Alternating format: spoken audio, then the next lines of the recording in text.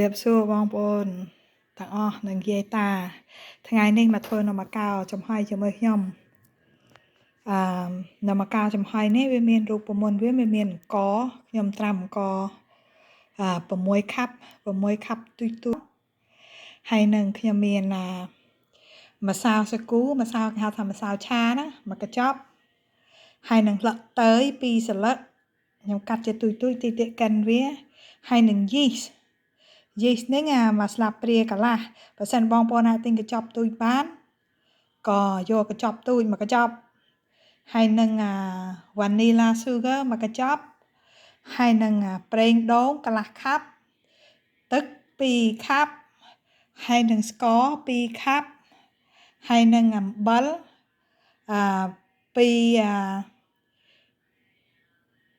2ស្លាបព្រាកាហ្វេហើយនឹងខ្ទិះដូងនេះមកដបនេះត្រូវការម៉ាស៊ីនកិនមួយហើយហ្នឹងកិនហ្នឹងគឺថាទូចក៏បានធំក៏បានដែរប៉ុន្តែខ្ញុំយកធំវាឆាប់រហ័សជាងទូចហើយចេញទៅតិចខ្ញុំកិនអង្គឲ្យមើលកិនអង្គឲ្យកិនស្លឹកតើយចេញខ្ញុំជួបគ្នាទៀតអានេះស្លឹកតើយហើយទឹកខ្ញុំដាក់កិនវាស្លឹកតើយនេះកិនហើយឥឡូវខ្ញុំត្រូវចាក់ចម្រោះវាឥ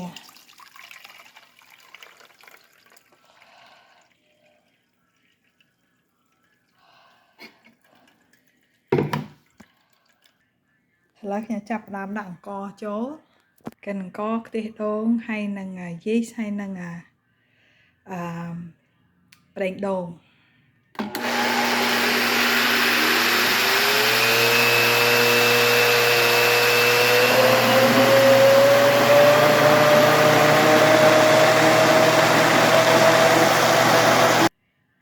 ឡៅអង្ករខ្ញុំកិនហើយឥឡូវខ្ញុំទៅដាំទឹក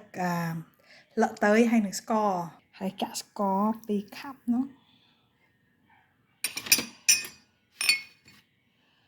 ស្ករ2ខាប់នោះ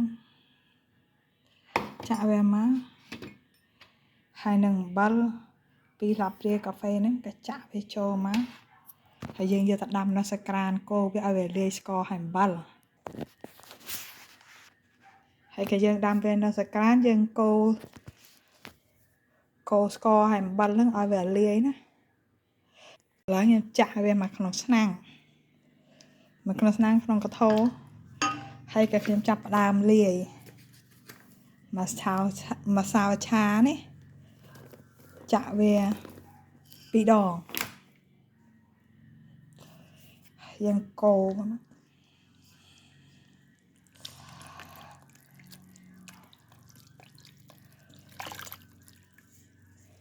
ឲ្យលាយ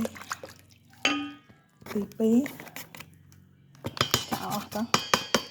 កូរវាមក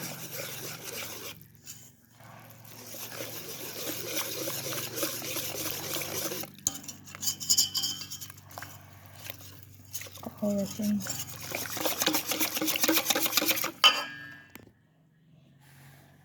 ហើយចំណែកអាម្សៅខ្សាយមិញហ្នឹងកាន់ហើយយើងដាក់ត្រង់វាវិញ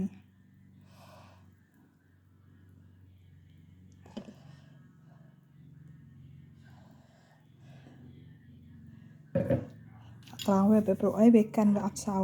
ពេលខ្លះទៅវានៅមានជាតិអង្គវាក្រៀតវាកាន់វាអត់ម៉ត់ល្អចឹងទៅយើងត្រង់វាម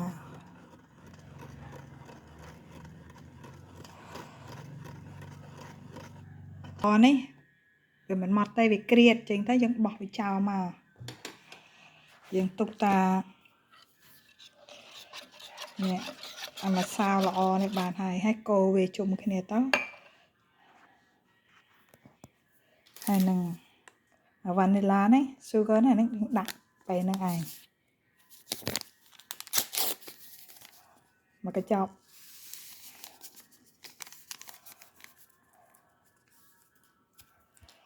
ហើយទៅយើងកូរវាឲ្យសព្វបងប្អូនអត់ចង់ហូបផ្អែមទេដកស្ករចាញ់3ស្លាបព្រាបាយទៅមិនសោះផ្អែមទេប៉ុន្តែនេះខ្ញុំហូបផ្អែមបន្តិចអរគុណច្រើន 3 ម៉ោងក្រោយមកវាម្សៅវាឡើងជា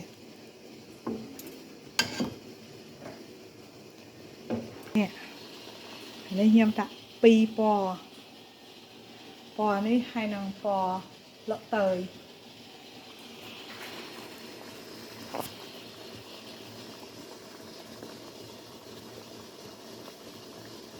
សំទៅហើយដាក់ចាំហើយវាមក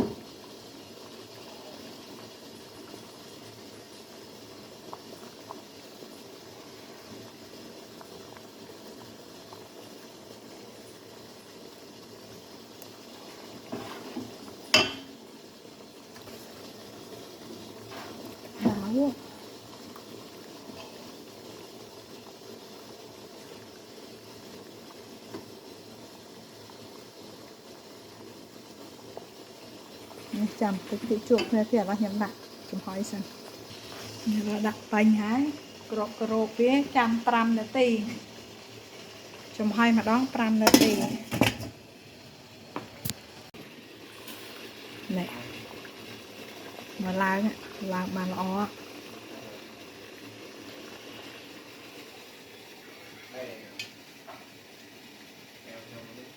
តាមនេះធ្វើបានច្រើនដែរចំហុយម្ដង5 នាទីនំទុយចឹងនេះនៅធ្វើមកដក2 ដងទៀតហើយនេះធ្វើ2 ពណ៌pink ហើយនិងពណ៌ green អាហ្នឹងរបស់វាស្រេចហើយនឹងពណ៌ pink ហ្នឹងសនេះទៀតនៅសាប់ប៉ុណ្ណេះទៀតអស់ហើយចឹងតើសង្ឃឹមថាបងប្អូនអាចធ្វើឲ្យកូនចាស់ហូបបានសំខាន់អ្នកទៅវត្តជាមួយគ្នាមីងហើយនឹងយាយពូតាទាំងអស់ដែលគាត់ចង់ឲ្យខ្ញុំធ្វើនំបកៅណាឲ្យគាត់មើលឥឡូវខ្ញុំធ្វើឲ្យហើយអរគុណច្រើនបានកុំលាឲ្យជម្រាបលា